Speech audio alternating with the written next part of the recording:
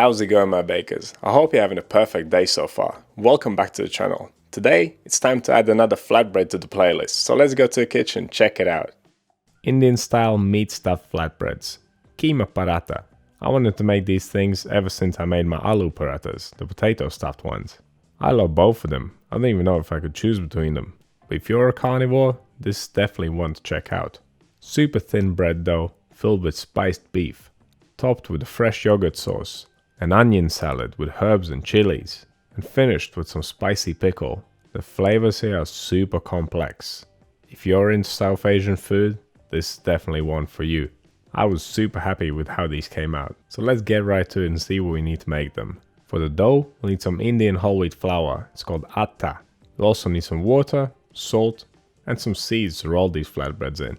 Now atta is a very fine type of whole wheat flour. It's not great for loaves, but it's perfect for flatbreads. If you can't get a hold of this, you could replace it with regular whole wheat flour. Perhaps sift the bran out a little bit. Now for cooking, normally you would use ghee. If you can't find any, simply melt some butter and pour off the fat, discarding the milk solids.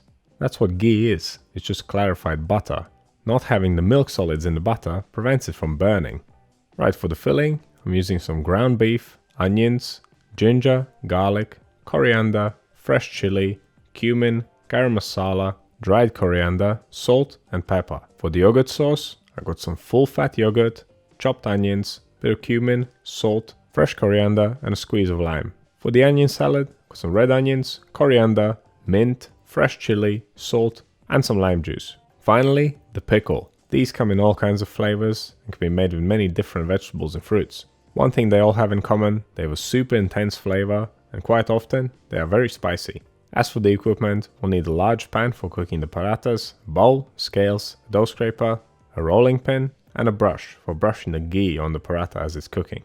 First things first, let's make the dough, and the process is very simple. In a bowl, combine the water and the salt. Give it all a good mix. You won't dissolve the salt completely before you add the flour. There's nothing more unpleasant than kneading a gritty dough. Once the salt has been dissolved, add the flour, then grab your scraper and mix it to a dough.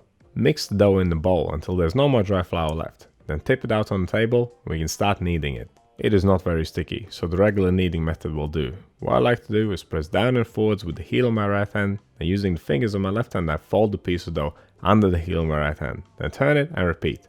This dough will take no more than 3 minutes of kneading.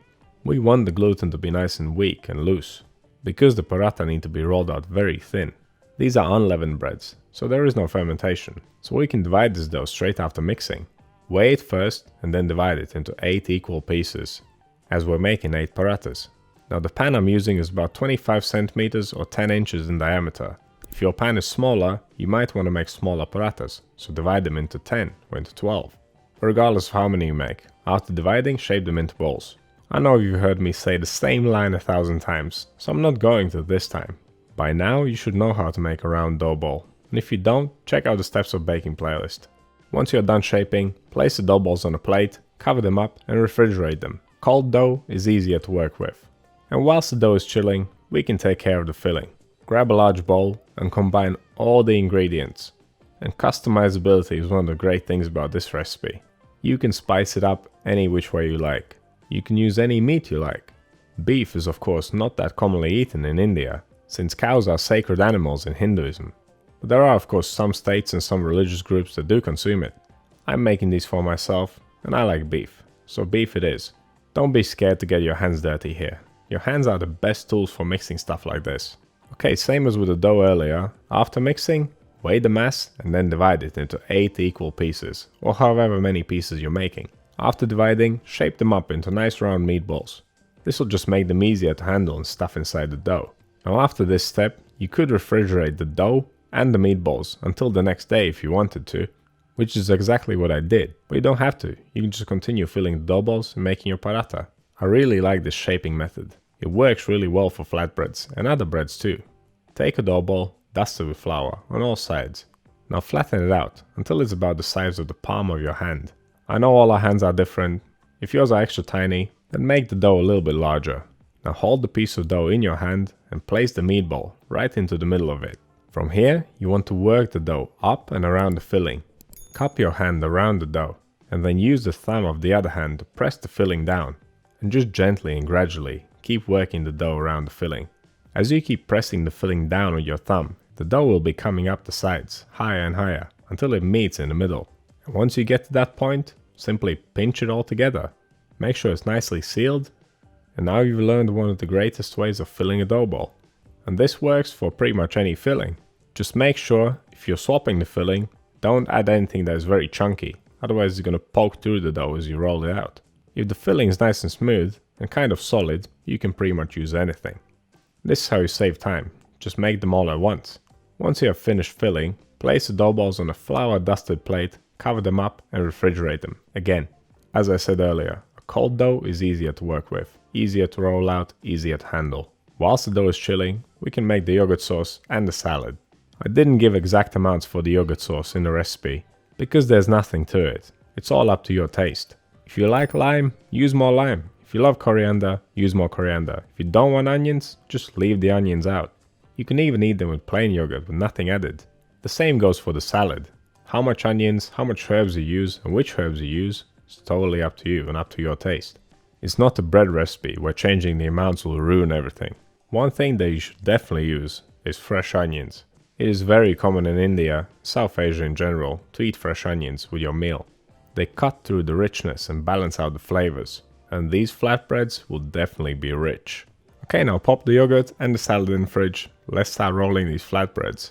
This dough is a little bit sticky, so dust it well with flour on all sides. And if it becomes sticky whilst you're rolling it, don't be shy to add more flour. I would always suggest pressing the dough out by hand before rolling it with a rolling pin. It makes the rolling easier. You get a much more consistent result. Speaking of consistency, if you want your flatbreads to be nice and round, turn them after every time you roll them. I'm not chasing perfection though. If it's a bit wonky, it's totally fine. Towards the end, sprinkle your table with some seeds. Place the flatbread on the seeds and then sprinkle some more seeds on top and then finish rolling. By the way, I'm using sesame seeds and nigella seeds, also known as onion seeds. They have a very unique flavor. You can make these breads slightly thicker or thinner to your liking. They will pretty much fit my pan perfectly, but they will shrink as they cook though, so do keep that in mind when you're rolling them out. Okay, I would always suggest rolling then cooking them one by one. As the first one is cooking, roll the next one. If you stack them up like this, there is a chance that they will stick together. Okay, to cook your flatbread, lay it down in a dry pan on high heat and leave it for 1 minute. As soon as the first minute's up, flip it and immediately brush it with some ghee, and then leave it to cook for 1 more minute. After the second minute, flip it again and cook it for 1 more minute. As you can see, the flatbread shrunk quite a lot. That's because the meat is shrinking as it's cooking in the middle. After the third minute, you can flip it around, cook it for maybe 30 more seconds, and that's it done. Stack them on top of each other, leave them to cool down slightly, and enjoy. And if you're into flatbreads, definitely check out the Flatbreads and Crackers playlist on my channel. So what do you think this paratha? Which kind of flatbread is your favorite? Let me know down in the comments. If you want to see more videos like this one, click over here. Subscribe to the channel, click right here. But that's all I have for you today. Thank you so much for watching, and I'll see you in the next one.